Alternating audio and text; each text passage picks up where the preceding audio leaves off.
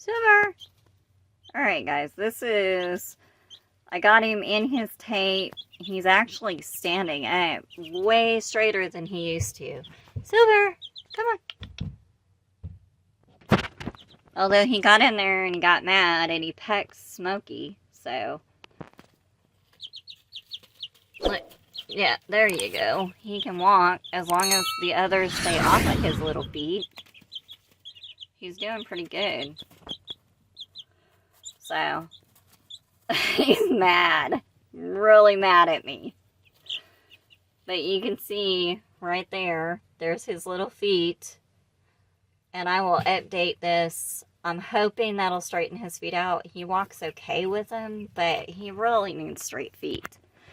So, I don't know. I'll probably do another video and I'll have to do more tape. Silver! It's okay. He's not happy with me. And I'll try to get the camera set up better the next time I have to tape his feet. Because from what I can tell, his feet are bad enough and he's old enough that I may have to do it for like 3 weeks. Or 2 weeks. So, yeah, he's not happy.